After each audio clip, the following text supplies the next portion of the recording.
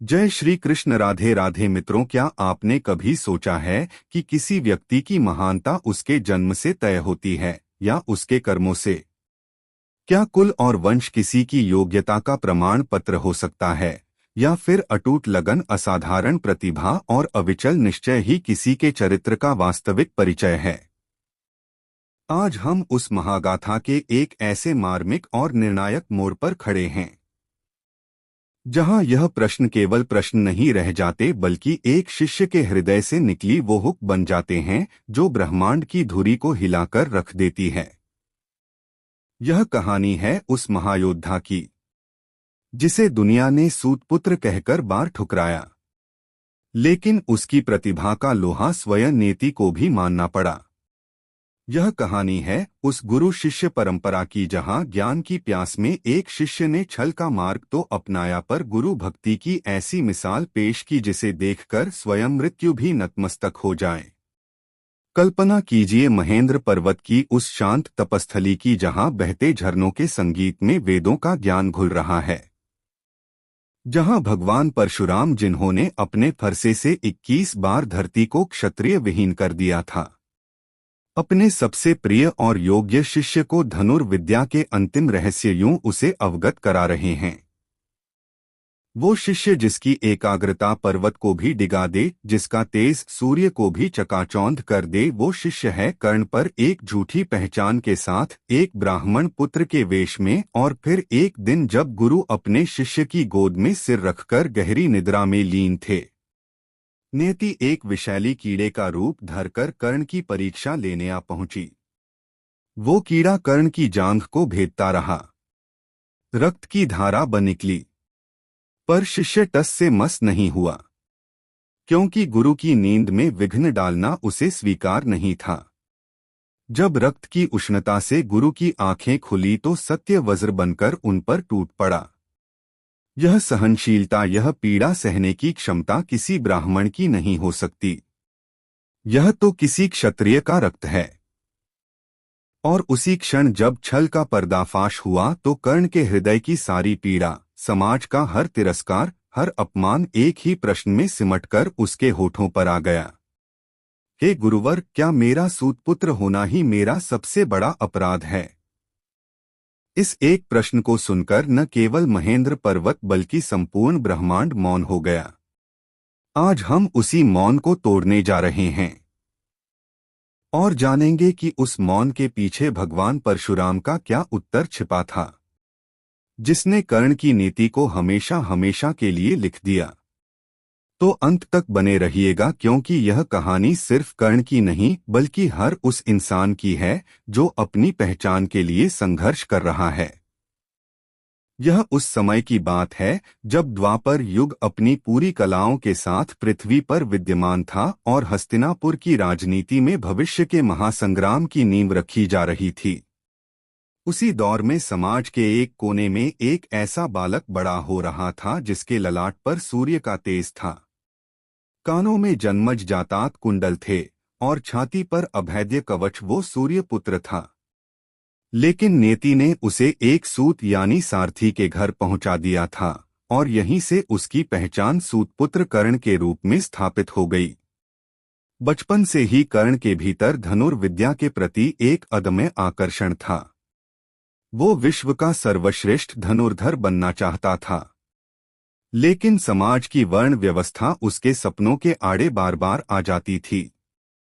हस्तिनापुर की रंगभूमि में जब उसने अपने कौशल का प्रदर्शन कर अर्जुन को चुनौती दी तो कृपाचार्य ने उसके कुल और गोत्र का प्रश्न उठाकर उसे अपमानित किया, उसे प्रतियोगिता में भाग लेने के अयोग्य ठहरा दिया। यह तिरस्कार कर्ण के हृदय में एक धधकती ज्वाला की भांति स्थापित हो गया। उसने उसी क्षण निश्चय कर लिया कि वह ऐसा ज्ञान प्राप्त करेगा जो उसे द्रोण के शिष्यों विशेषकर अर्जुन से भी श्रेष्ठ बना दे। इसी खोज में उसे पता चला कि महेंद्र पर्वत पर भृगुक कुल श्रेष्ठ भगवान परशुराम निवास करते हैं, जो शस्त्र और शास्त्र के अद्वितीय ज्ञाता है। लेकिन परशुराम के अतीत ने उनके वर्तमान को कठोर बना दिया था। राजा कार्तवीर्य अर्जुन द्वारा उनके पिता जमदग्नि की हत्या और कामधेनु गाय के बलपूर्वक हरण ने उनके मन में क्षत्रियों के प्रति एक गहरी घृणा भर दी थी, जिसके परिणाम स्वरूप उन्होंने प्रतिज्ञा ली थी कि वे केवल ब्राह्मणों को ही शिक्षा देंगे, क्योंकि क्षत्रियों के अहंकार और सत्ता के मध्य से उनका विश्वास उठ चुका था। कर्ण के लिए यह एक और दुर्गम बाधा थी, पर उसकी ज्ञान की प्यास किसी भी बाधा से बड़ी थी। उसने एक कठिन, एक पीड़ादायक निर्णय लिया। उसने स्वयं को एक ब्राह्मण के रूप में प्रस्तुत करने का निश्चय किया। यह एक छल था, एक झूठ था, लेकिन यह झूठ किसी को हानि पहुंचाने के लिए नहीं, बल्कि ज्ञान प्राप्त करने की उस तीव्र इच्छा से जन्मा था जिसे समाज ने बार बार कुचलने की कोशिश की थी। उसने सोचा, क्या ज्ञान पर किसी वर्ण का अधिकार हो सकता है? क्या सूर्य अपनी किरणें देने से पहले किसी की जाति पूछता है? क्या गंगाजल किसी का कुल देखकर उसकी प्यास बुझाता है? नहीं। फिर ज्ञान के मंदिर के द्वार मेरे लिए बंद क्यों हैं? इसी विचार से शक्ति लेकर नकली जनेऊ धारण कर और स्वयं को भार्गव वंश का ब्राह्मण बताकर कर्ण महेंद्र पर्वत की ओर चल पड़ा। जब वह भगवान परशुराम के आश्रम पहुंचा तो उसके मुखमंडल का तेज, उसकी वाणी की विनम्रता और ज्ञान के प्रति उसकी आंखों में तैरती असीम ललक को देखकर परशुराम अत्यंत प्रभावित हुए। उन्होंने कर्ण में एक आदर्श शिष्य की सारी संभावनाएं देखी और बिना कोई संदेह किए उसे अपनी शरण में ले लिया। इसके बाद आरंभ हुआ गुरु शिष्य संबंध का एक ऐसा स्वर्णिम अध्याय जिसकी मिसालें आज भी दी जाती हैं। कर्ण ने अपनी पूरी निष्ठा और लगन से गुरु की सेवा की। वो ब्रह्मा मुहूर्त में उठकर गुरु के स्नान के लिए जल लाता, आश्रम की सफाई करता, हवन के लिए संविधा एकत्र करता और फिर पूरे दिन शस्त्र और शास्त्र के अभ्यास में डूबा रहता। उसकी सीखने की क्षमता अद्भुत थी। जो ज्ञान दूसरे शिष्य महीनों में सीखते वह दिनों में सीख लेता था। उसकी एकाग्रता ऐसी थी कि जब वह लक्ष्य पर बाण साधता तो उसे केवल लक्ष्य दिखाई देता था। आसपास का संसार उसके लिए लुप्त हो जाता था। भगवान परशुराम उसे अपने पुत्र की भांति स्नेह करने लगे। वे उसकी प्रगति देखकर गदगद हो जाते थे। उन्होंने कर्ण को धनुर्विद्या के वह सारे रहस्य सिखाए जो उन्होंने किसी और को नहीं सिखाए थे। उन्होंने उसे साधारण बाणों से लेकर आग्नेयास्त्र, वरुणास्त्र, वायव्यास्त्र और नागपाश जैसे दिव्यास्त्रों का ज्ञान दिया और अंत में उसकी योग्यता से परम प्रसन्न होकर उन्होंने उसे अपना सबसे विनाशकारी अस्त्र ब्रह्मास्त्र प्रदान किया। कर्ण अपने गुरु के स्नेह और ज्ञान को पाकर अभिभूत था। वो स्वयं को संसार का सबसे भाग्यशाली व्यक्ति समझता था, लेकिन उसके मन के किसी कोने में यह भय भी कांटे की तरह चुभता था कि एक दिन उसका सत्य अवश्य सामने आएगा। वो हर पल इस डर के साए में जीता था, पर गुरु की सेवा और ज्ञानार्जन में कोई कमी नहीं आने देता था। वर्षों का समय पंख लगाकर उड़ गया। कर्ण की शिक्षा अब अपने अंतिम चरण में थी। वह एक ऐसा योद्धा बन चुका था जिसकी बराबरी करने वाला शायद ही कोई पृथ्वी पर था। उसका आत्मविश्वास चरम पर था। एक दोपहर की बात है। निरंतर अभ्यास से थककर भगवान परशुराम ने कर्ण से कहा, पुत्र, मैं कुछ देर विश्राम करना चाहता हूं। मेरा शरीर थक गया है। कर्ण तुरंत भूमि पर बैठ गया और अपनी जंघा गुरु के लिए तकिए की भांति प्रस्तुत कर दी। उसने कोमलता से कहा, गुरुदेव, आप मेरी गोद में सिर रखकर विश्राम करें। परशुराम उसकी गुरु भक्ति देखकर मुस्कुराए और उसकी गोद में सिर रखकर गहरी नींद में सो गए। कर्ण के लिए यह परम सौभाग्य का क्षण था। वह अपने आराध्य गुरुदेव को एक पिता की भांति अपनी गोद में विश्राम करते हुए देखकर अत्यंत सुख का अनुभव कर रहा था। वो पूरी तरह से स्थिर और सजग था कि गुरु की नींद में कोई बाधा ना पड़े। वो अपनी श्वास भी अत्यंत धीमे धीमे ले रहा था। तभी कहीं से एक भयानक वज्रकीट नामक रक्त पीने वाला कीड़ा, जिसे कुछ कथाओं में दंश नामक असुर या स्वयं इंद्र द्वारा भेजा गया बताया जाता है, जो कर्ण की क्षत्रिय परीक्षा लेने आए थे, आया और कर्ण की दूसरी जांघ में घुसकर उसे काटने लगा। असनीय अकल्पनीय पीड़ा होने लगी। ऐसा लगा मानो कोई घर में लोहे की सलाख को उसकी जांघ में घुमा रहा हो। कीड़ा मांस को भेदता हुआ, नसों को काटता हुआ अंदर धंसता जा रहा था और रक्त की एक मोटी धार बन निकली। कर्ण चाहता तो एक झटके में उस कीड़े को मसल कर फेंक सकता था, लेकिन हिलने का अर्थ था गुरु की नींद का टूटना और गुरु सेवा में विघ्न डालना। कर्ण के लिए अपनी मृत्यु से भी बढ़कर था।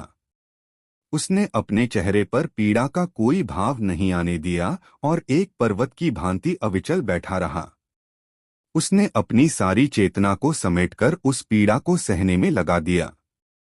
वह अपने मन को समझा रहा था कि यह पीड़ा उस ज्ञान के सामने कुछ भी नहीं है जो उसे गुरु से मिला है। यह देह तो नश्वर है, पर गुरु का आशीर्वाद और ज्ञान अमर है। अगर इस देह के रक्त से गुरु को सुखद निद्रा मिलती है तो यह मेरा सौभाग्य है। उसने सोचा, जीवन भर अपमान का विष पिया है। यह शारीरिक पीड़ा तो उसके सामने तुच्छ है। बहता हुआ गर्म रक्त जब भगवान परशुराम के शरीर से स्पर्श हुआ तो उनकी नींद खुल गई। उन्होंने आंखें खोली और अपने चारों ओर रक्त का तालाब देखकर चौंक गए। पुत्र, यह किसका रक्त है? क्या किसी जानवर ने आक्रमण कर दिया? उन्होंने चिंतित होकर पूछा। कर्ण ने अत्यंत विनम्रता और शांत भाव से कहा, नहीं गुरुदेव, यह मेरा ही रक्त है। एक छोटे से कीड़े ने काट लिया था। चिंता की कोई बात नहीं है। परशुराम ने जब कर्ण की जांघ पर उस गहरे भयावह घाव को देखा और उसके अविचल शांत चेहरे को देखा तो उनका माथा ठका।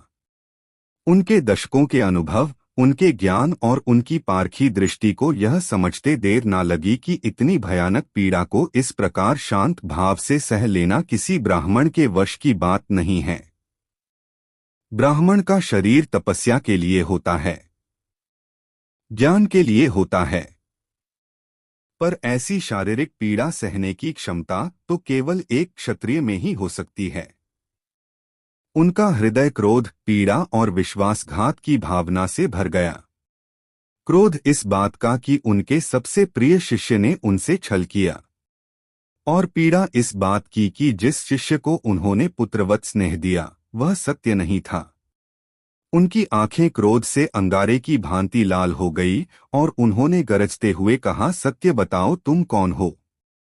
तुम ब्राह्मण नहीं हो सकते। यह सहनशीलता एक ब्राह्मण की नहीं है। तुमने मुझसे छल किया है, मुझे धोखा दिया है। अगर कर्ण के इस त्याग और गुरु भक्ति ने आपके हृदय को छुआ है तो इस वीडियो को एक लाइक अवश्य दें और कमेंट्स में जय दानवीर करना लिखें, और ऐसी ही गहराइयों में उतरने के लिए चैनल को सब्सक्राइब करना ना भूलें, क्योंकि आगे जो होने वाला है वह आपकी आत्मा को झकझोर कर रख देगा। गुरु का वह रौद्र रूप देखकर कर्ण कांप उठा। जिस क्षण का उसे वर्षों से भय था वो आज एक विकराल सत्य बनकर उसके सामने आ खड़ा हुआ था। उसकी आंखों से पश्चाताप के आंसू बन निकले। उसने हाथ जोड़कर कहा, मुझे क्षमा करें गुरुश्रेष्ठ, मुझे क्षमा करें। परशुराम ने और भी कठोर स्वर में कहा, क्षमा बाद में, पहले सत्य बताओ, कौन हो तुम? कर्ण ने रोते हुए कांपते हुए स्वर में कहा, हे गुरुवर, यह सत्य है कि मैं ब्राह्मण नहीं हूँ। परशुराम ने पूछा, तो तुम क्षत्रिय हो, किसी राजा के पुत्र हो जिसने मुझसे ज्ञान चुराने के लिए यह वेश धरा है? कर्ण ने सिर झुकाकर कहा, मैं यह भी नहीं जानता गुरुदेव, मैं क्षत्रिय हूँ या नहीं। मुझे जन्म देने वाली माता ने मुझे जन्मते ही नदी में प्रवाहित कर दिया था और मेरा पालन पोषण एक सूत परिवार में हुआ। मेरे पालक पिता का नाम अधिरथ और माता का नाम राधा है, इसलिए दुनिया मुझे सूत पुत्र राधे कहकर पुकारती है। यह सुनकर परशुराम एक क्षण के लिए स्तब्ध रह गए। उनके क्रोध की ज्वाला कुछ शांत हुई। उन्हें उस बालक पर दया आई, लेकिन फिर उनका क्रोध पुनः भड़क उठा, क्योंकि छल तो छल था, चाहे वह किसी भी विवशता में किया गया हो। और यहीं पर कर्ण ने अपने जीवन की सारी व्यथा, सारा अपमान, सारा दर्द, समाज से मिले सारे तिरस्कार को एक प्रश्न में पिरोकर अपने गुरु के चरणों में रख दिया। उसने रुंधे गले से पूछा, हे गुरुवर, मैं मानता हूं कि मैंने आपसे अपनी पहचान छुपाई, जिसका मुझे दंड मिलना ही चाहिए। पर आप ही बताइए मैं क्या करता। मैं नान का भूखा था, मैं सर्वश्रेष्ठ बनना चाहता था। पर जब मैं गुरु द्रोणाचार्य के पास गया तो उन्होंने मुझे सूतपुत्र कहकर ज्ञान देने से मना कर दिया। जब मैंने रंगभूमि में अपनी कला का प्रदर्शन करना चाहा तो मुझे मेरे कुल के नाम पर अपमानित किया गया। समाज मुझे हर पग पर मेरे कुल के लिए धिक्कारता है, मेरी योग्यता को नहीं। मेरे जन्म को देखता है तो क्या मेरा सूतपुत्र होना ही मेरा सबसे बड़ा अपराध है? यह प्रश्न केवल परशुराम से नहीं था, यह प्रश्न उस पूरी सामाजिक व्यवस्था से था। यह प्रश्न उस नियति से था जिसने एक सूर्य पुत्र को सूतपु बना दिया था। यह प्रश्न धर्म के उन ठेकेदारों से था जो व्यक्ति के कर्म से अधिक उसके जन्म को महत्व देते थे। कर्ण के इस प्रश्न की पीड़ा इतनी गहरी थी, उसकी ध्वनि में इतनी सच्चाई और विवशता थी कि एक क्षण के लिए समय रुक गया। हवा थम गई, पक्षियों का कलरव शांत हो गया, झरनों का संगीत मौन हो गया। ऐसा लगा मानो संपूर्ण ब्रह्मांड, देव, दानव, यक्ष, गंधर्व सब स्तब्ध होकर महेंद्र पर्वत की ओर देख रहे हैं और भगवान परशुराम के उत्तर की प्रतीक्षा कर रहे हैं। ब्रह्मांड मौन हो गया था, क्योंकि यह एक व्यक्ति का नहीं बल्कि मानता का प्रश्न था। यह योग्यता और जन के बीच का शाश्वत संघर्ष था जो आज एक गुरु और शिष्य के संवाद के रूप में चरम पर पहुंच गया था। भगवान परशुराम ने अपनी आंखें बंद कर ली। उनके भीतर एक महासागर का मंथन चल रहा था। एक ओर उनका अपने प्रिय शिष्य के प्रति अगाध पिता तुल्य स्नेह था। वे कर्ण की विवशता और पीड़ा को अपनी आत्मा की गहराइयों से समझ रहे थे। वे जानते थे कि कर्ण ने जो किया वह समाज की बनाई कठोर और अन्यायपूर्ण नीतियों का सीधा परिणाम था।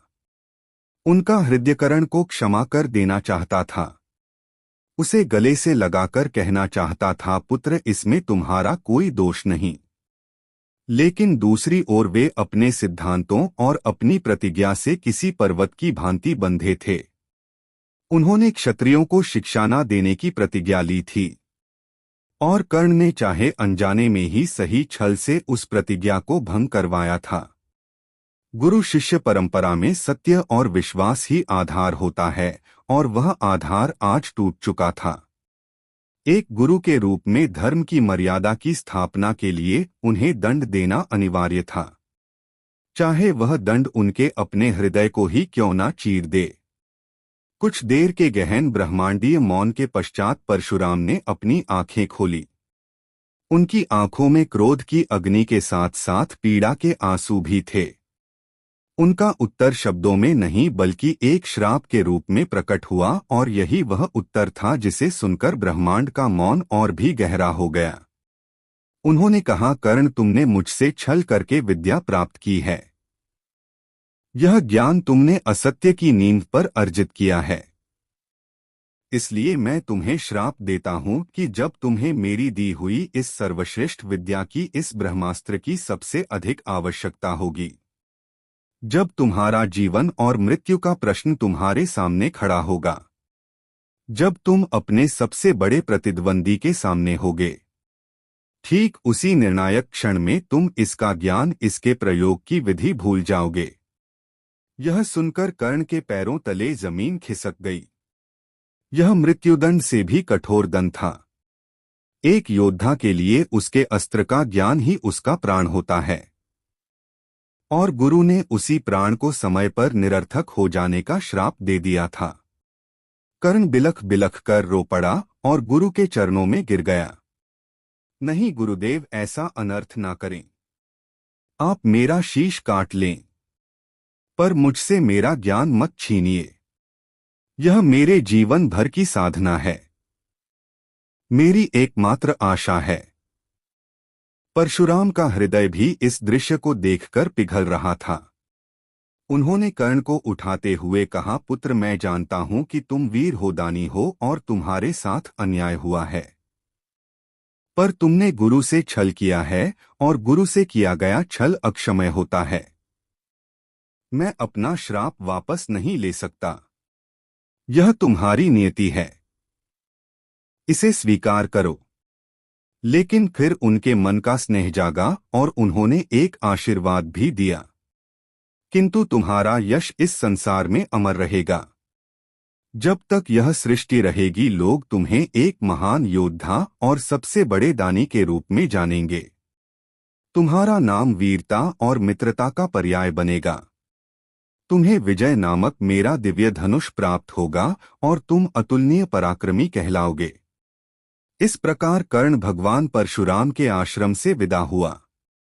उसके पास दुनिया का सबसे श्रेष्ठ ज्ञान था, पर साथ ही एक ऐसा श्राप भी था जो उस ज्ञान को समय पर निरर्थक कर देने वाला था। यह कहानी हमें एक बहुत गहरा धार्मिक और सामाजिक विश्लेषण प्रदान करती है। यह दिखाती है कि कैसे समाज के बनाए नियम जब व्यक्ति की योग्यता का गला घोटने लगते हैं तो व्यक्ति को विवश होकर अधर्म का मार्ग अपनाना पड़ता है। कर्ण का झूठ अधर्म था, लेकिन क्या वह व्यवस्था धर्म के अनुसार थी, जिसने उसे झूठ बोलने पर विवश किया? यह कहानी कर्म और नीति के जटिल संबंध को भी दर्शाती है। कर्ण के कर्म, झूठ ने उसकी नियति, श्राप का निर्माण किया जो अंततः महाभारत के युद्ध में उसकी मृत्यु का एक प्रमुख कारण बना। लेकिन सकारात्मक दृष्टिकोण से देखें तो यह कहानी हार की नहीं बल्कि अदम्य मानवीय संघर्ष की है। यह श्राप पाने के बाद भी कर्ण रुका नहीं। उसने हार नहीं मानी। उसने अपनी योग्यता को अपनी पहचान बनाया। उसने दुर्योधन की मित्रता का मान रखा और जीवन के अंतिम क्षण तक एक योद्धा की भांति लड़ा।